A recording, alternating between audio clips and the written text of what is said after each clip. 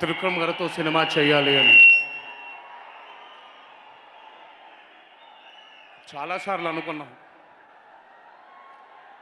ఎలా చేస్తే బాగుంటుంది,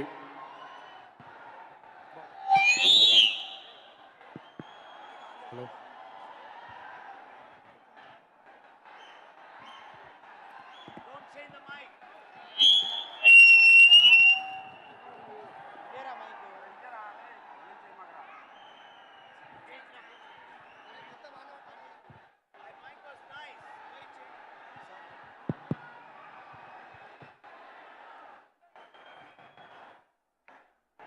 12 ఏళ్ల నా కళ ఆ మనిషితో సినిమా చేయాలి అని చాలాసార్లు అనుకున్నాం. ఎప్పుడు కుదరలేదు. అంటే ప్రతిసారి ఏదో ఒక చిన్న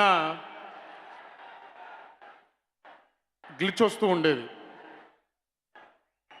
అదేంటో నాకు ఎప్పుడు అర్థం కాలేదు. అది ఆయనకు కూడా అర్థం కాలేదు. ఆయన నువ్వే చిత్రం తీయక ముందు నుంచి నాకు చాలా దగ్గరైన మిత్రుడు. ఇదెందుకు కుదరట్లేదు, ఇంత మంచి మిత్రులం, కష్టసుఖాలన్నీ మాట్లాడుకోగలిగే మిత్రులం, ఇదెందుకు మా ఇద్దరి మధ్యలో చిత్రం కుదరట్లేదు అని చాలాసార్లు నేను అనుకునేవాడిని. నాతో పాటు అభిమాన సోదరులు మీ అందరూ కూడా అనుకునేవాళ్ళు, ఇదెందుకు జరగట్లేదు అని.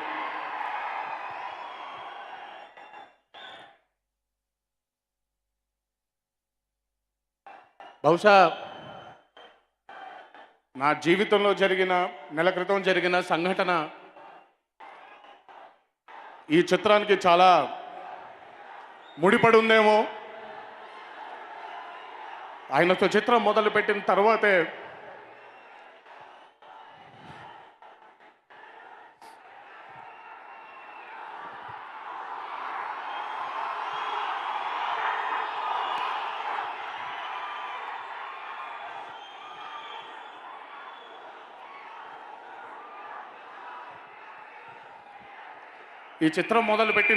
బహుశా ఒక నెల క్రితం జరిగిన ఒక ఇన్సిడెంట్స్ వల్లే బహుశా జీవితం యొక్క విలువ నాకు అర్థమైంది.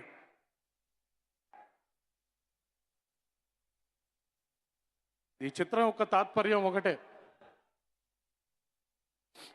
ఆడదైన రోజు ఎవడైనా గెలుస్తాడు, కానీ యుద్ధం ఆపేవాడే మగాడు, వాడే మొనగాడు.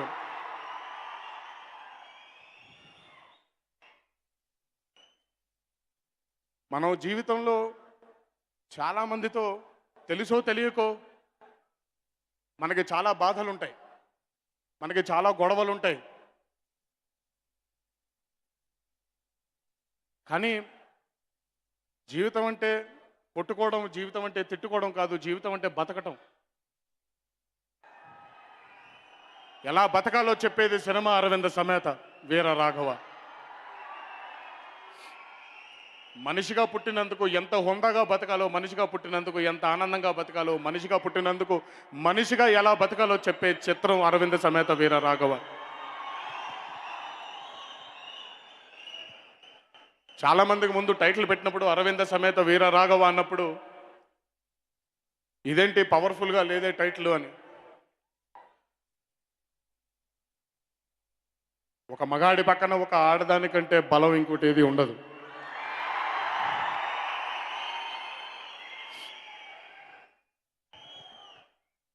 ఒక గొప్ప చిత్రాన్ని నాకు ఇవ్వడానికే, ఆ చిత్రం చెయ్యాలి అని అంటే జీవితం యొక్క విలువ తెలుసుకోవడానికే, నాకు ఆ పరిపక్వత రావడానికే దేవుడు బహుశా ఆగి ఈరోజు అయితే చిత్రం చేయించాడేమో.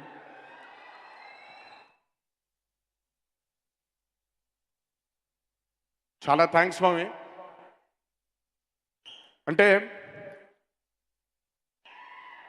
12 సంవత్సరాల లైన్లో ఒక స్నేహితుడిని చూశాను, ఒక దర్శకుడిని చూశాను.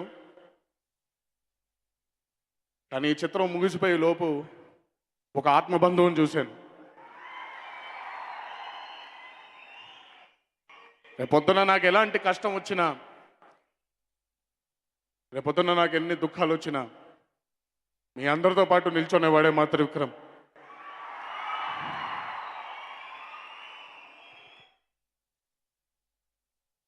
థ్యాంక్స్ అలాట్ స్వామి. ఈ చిత్రం నా జీవితంలో తప్పకుండా ఒక మైల్ రాగా నిలిచిపోతుంది అని అభిమాన సోదరుల ముఖంగా మీకు చెప్తున్నాను. ఇప్పటికెప్పుడు చెప్పలేదు మీకు ఈ మాట.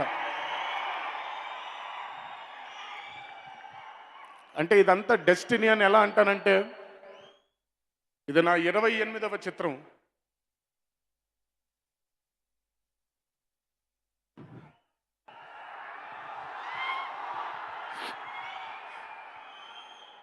ఇరవై 27 చిత్రాల్లో ఎప్పుడు చిత్రంలో తండ్రికి చితినికి నిప్పంటించేసి సీక్వెన్స్ చెప్పడానికి ఎప్పుడు ఎవరు ఏ దర్శకులు పెట్టలేదు. అది ఈ చిత్రంలో అది మరి యాదృచ్ఛికమో తెలీదు, అది అలా జరిగిందో తెలీదు.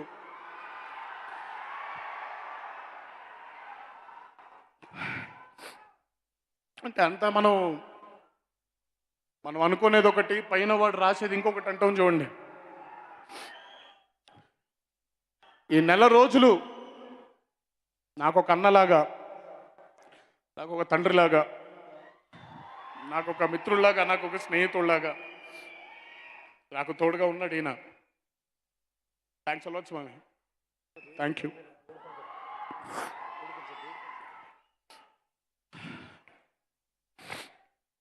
కొన్ని బంధాలు కలిసినప్పుడు సక్సెస్ఫుల్గా వాళ్ళు చేసిన ప్రయత్నం కనుక ముందుకు సాగితే ఆ బంధం ఇంకా గట్టి పడిపోతుంది అంటారు. ఈ బంధాన్ని అక్కడ ఉన్న మా నాన్నగారు చూస్తున్నారు. ఈ బంధాన్ని తప్పకుండా ఈ చిత్రాన్ని ఒక మంచి విజయం సాధించాలి చేసి మన బంధాన్ని ఇంకా గట్టిగా చేస్తారైనా అని నేను ప్రకటనగా నమ్ముతున్నాను స్వామి. Thank you. Thanks allot.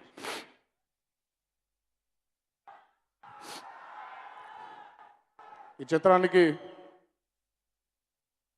Thaman కాకుండా ఇంకో వేరే మ్యూజిక్ డైరెక్టర్ ఎలా చేసేవాడనే ఊహ కూడా నాకు అందట్లేదు. అంటే